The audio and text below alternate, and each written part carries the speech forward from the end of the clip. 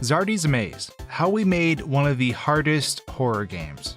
Hey everyone, the official Zardy plushie just dropped. It's absolutely adorable and evil, but I'm super happy with how it turned out. If you'd like to support my Zardy projects and get yourself this adorable little fella, click the link in the description below before time runs out. Zardy's Maze, a brutal horror game where you're shuffling around in a maze in the dark, hoping to avoid the deadly entities that lurk there. From Zardy, to Pumpkin Jack, to Cable Crow, and many others. There's a lot to watch out for. But how was this game actually made? Let's talk about that. And of course, if you haven't played the game, just know you can get it for free on Steam or itch.io. Send it to your favorite YouTuber if you'd like to see them tackle it. Maybe it's this. Oh my god! So the response to the Zardy Friday Night Funkin' mod has been absolutely mind-blowing. People have been sending me all sorts of artwork featuring the spooky scarecrow Zardy and all his dastardly friends. And it has been truly awesome watching some of my favorite content creators taking up the challenge. So if you're a Friday Night Funkin' fan, you've probably figured out that Zardy isn't an original character crafted from that universe. If you watched my previous video talking about how the Friday Night Funkin' mod was made, you probably realized this. Lots of people who watched that video appreciated the breakdown I did talking about how we went from concept to full-blown execution in terms of making the mod. And it's kind of cool to know that showing that process inspired a lot of other people to start working on cool mods too. Now, creating a mod for an existing game is a lot easier than making a full-blown game from scratch. But for those of you interested in the game design process, I'm going to do my best to explain the process behind making my horror game Zardy's Maze. From concept to development to animation, sound design, and everything in between. And if you stick around to the end, I might have an interesting surprise for all you Friday Night Funkin' fans. But for you ambitious game developers out there, this is how Zardy's Maze was created.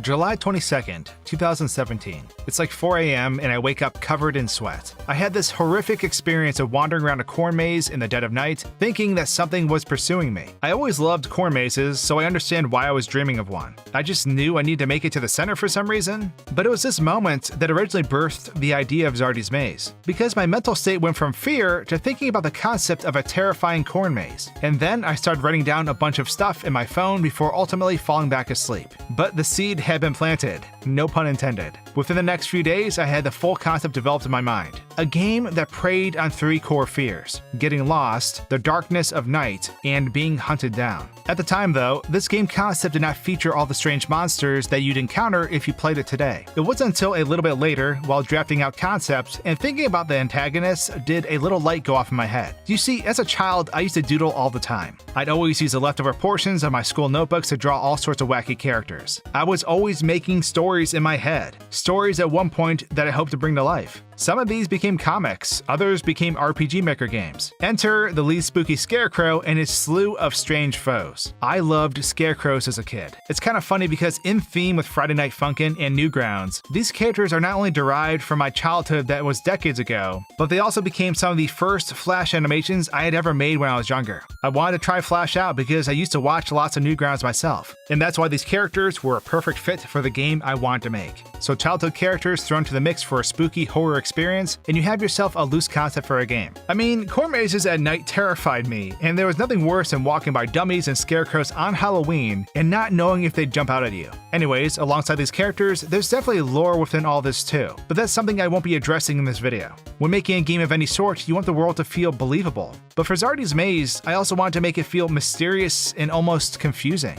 This frustrates some players, but others take up the challenge to figure things out without being told what to do. It's actually probably not a good game design practice, but sometimes you offer things that are unconventional. My mind immediately goes to Five Nights at Freddy's and how convoluted everything was within those games. But I digress. Zardy's Maze was made over the span of 2 to 3 years from concept to release, but it certainly was not a solo endeavor. The team members that made this happen were developer Zach Fierce, 3D modeler and animator The Regressor, and sound assistance by Orchestral Design. I knew Zach because I played this game Bombfest at PAX East and other conventions, which is a really incredible game by the way. I knew The Regressor from an Undertale collaboration we did back in 2016, and I met Orchestral Design at VidCon in the Creators Lounge. And that was our team. From there we selected an engine, which in our case was Unity, and our adventure began. So the first thing we did was come up with a design document. This document basically lists out everything specific to the game, from a summary of the gameplay experience, to the player's abilities/actions, to the enemies, environment, and everything in between. It's funny because going back and looking at this document now, we deviated from a lot of really fun ideas.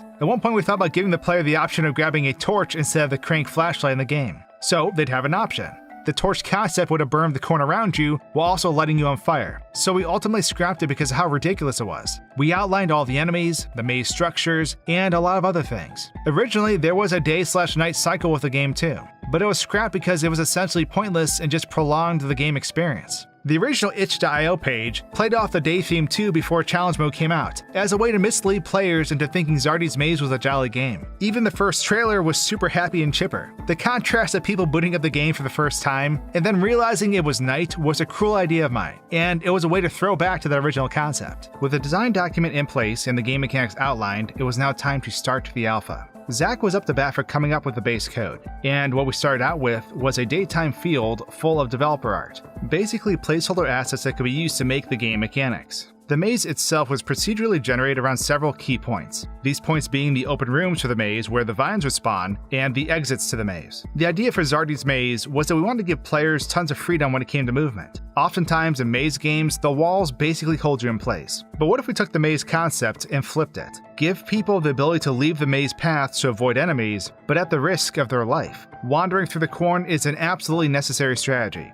but if you stay in the corn too long, you die. I immediately think of Treasure Trove Cove in Banjo-Kazooie, where if you stay in the water too long, a shark gets you. But this time, the shark is a deadly scarecrow. There's risk, and there's reward. But at this time, the enemies were just pill-shaped capsules. Zardy was just a big purple pill. Cable Crow was a yellow pill. Pumpkin crawlers were orange circles, etc. The Rattler existed way back in this early alpha too, but we ended up removing all references to him until the challenge mode came out. It's kind of funny though, because the early dev art for the corn, something that was created on a whim as a placeholder, ended up being the one graphic that is still in the game today. Once the base mechanics were implemented, it was now time to turn off the lights, and from that point forward, Zardy's Maze was in the dark. The first design for the flashlight was also developer art, but even seeing a purple pill sneak around a corner was kinda scary. Without a skybox, this felt super dark, and this was something that eventually inspired challenge number 6 in the game. So next up, we added a skybox that would eventually be downscaled and altered into the final skybox, and the game started to come a bit more alive. For those unaware, the skybox is this big container that holds the sky you see in the world. It's typically a sphere, or even a square in older games. You'll notice that the screen used to get obscured by corn stalks when you went into the corn too, something we eventually scrapped. Next up, we added an axe, and the player had to collect the flashlight and axe before entering the maze. The power meter for the flashlight was originally on the bottom of the screen, and it was eventually moved up to clean up the screen. At this point, the game's mechanics were starting to fit together, and it was now time to start bringing the characters to life. So pretty much every character in this game was derived from my childhood drawing notebooks and my super early Flash animations I did what seems like an entire lifetime ago. Right before we initially drafted up a design document, I realized it made way more sense to utilize my childhood characters since all of them were eerie. Zardy, which is a pet name for Zarada, was the leader of the bunch, and I knew him well. Zardy was basically the head honcho, and Pumpkin Jack, the Brute, and Cable Crow were his lackeys.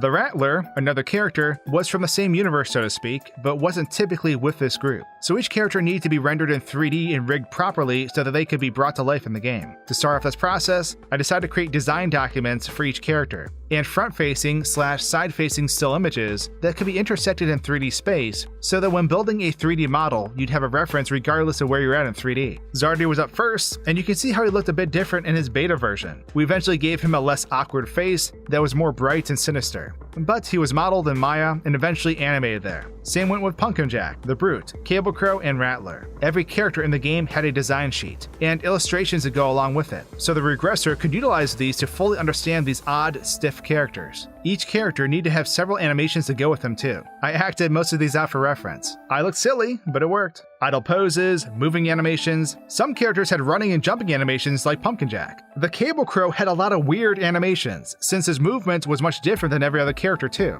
He'd swing around the wooden post, aim with his arm, shoot at the other post, pull himself over, and then start all over again. And on top of all of this, each character had to have a jump scare animation too. Some were simpler than others, but all these things need to be animated, placed in engine, and made sure that there weren't any hiccups when it came to making all these animations play seamlessly. We actually messed up on Pumpkin Jack's walking animation, which caused him a stutter in his step, but we ended up leaving it in the game as a happy mistake, because it made his walk animation super stiff and kind of disturbing. Sometimes mistakes become features in game. This sparkling water is delicious. This blueberry really hits. I'm starving. Pahastaha sound good? Ooh, or rahamen. Fahalafel? I had fahalafel for lunch. No! Sorry. Can I get naha? Aha! As the characters were being developed, we of course need to work on the environmental assets too. So size charts were made that reference other 3D models that need to be created. Developmental fences and other artwork need to be swapped out. And this is also when I designed the new flashlight. The world of Zardy's Maze was of course based on the Nintendo 64 era of gaming, in terms of its look and feel. So with each new asset being added to the game, this feeling became more and more cohesive in this low poly nightmare. All of these things took a great deal of time, mind you. We met up twice a week to talk game dev over Discord, and in between meetings we would work on individual things. During this time, I was working with orchestral design to get sound effects made. Half of the sounds of the game were made by me, and the other half were made by him. For a lot of the sounds, we actually got tools and made them ourselves. Zardy's garden hoe dragging noise was actually recorded by us. Same goes for every sound involving the corn. I went out and bought corn stalks, isolated them in a room, and shook them around and hit them with objects, etc. I recorded all of this on my microphone. Rattler's shake noise is actually a bead rolling around in a container. The grass noises were me stomping on piles of grass. Certain sounds that couldn't be recorded were produced by layering other sound effects. For example, I made the jump scare sound in the game by using a bear roar, a metal scraping sound, and some squeaky toy sounds. Throw all of these into a pot and you have a recipe for a startling noise that catches players off guard. Audio brings your world to life by making it feel more lifelike. And audio is also a great tool for letting people know something is happening. Like for example, when you're chopping off a pumpkin crawler, there's a terrifying shriek that is heard upon defeat. And immediately, you start to hear some laughter that gets closer and closer. At first, this confuses the player.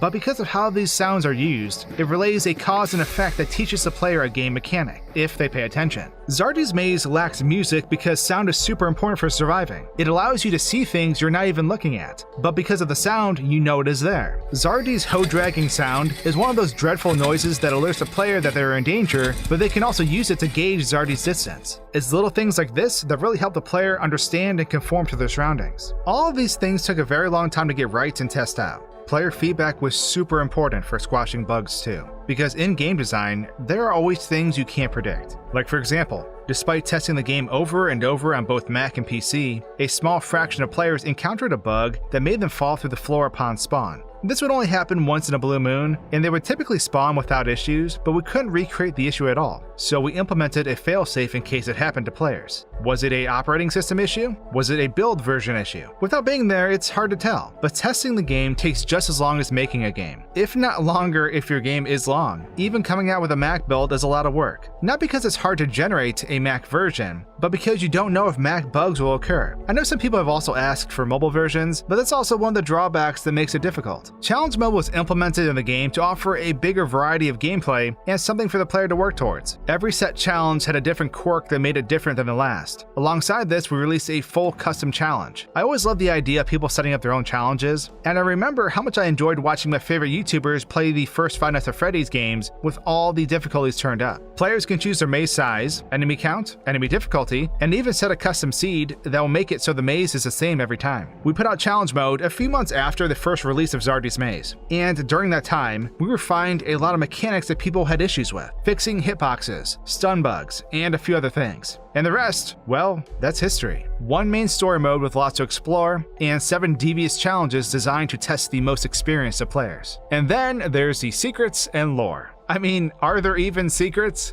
Who would do such a thing? I do have one final thing to show you all, but first I want to say that the response to Zardy's Maze has been incredibly rewarding for me. If you haven't tried the game yet, give it a whirl. We made it free so anyone could try it. If you're scared of games like this, ask your favorite content creator to try it instead. You'd be helping me out a ton. Truth be told, I pretty much watched all the first Five Nights at Freddy's because I wasn't good at them, but I loved them because I could watch them on YouTube and watch Markiplier and other creators react. That was kind of my dream for Zardy's Maze, and it's been a lot of fun so far. But now I have a special announcement. So the Zardy mod for Friday Night Funkin' that came out wasn't the end-all be-all. In fact, it's kind of funny because we scrapped some mechanics in the mod that later on people showed interest in. Ironically, it was supposed to have boss mechanics, but it was ultimately decided against during development. Now, while I can't promise that all the ideas will be returning, I'm happy to announce that week 2 is real, and it's got some good twists that are sure to keep you on your toes. Zardy's come for revenge, but he may not be the only thing you need to worry about.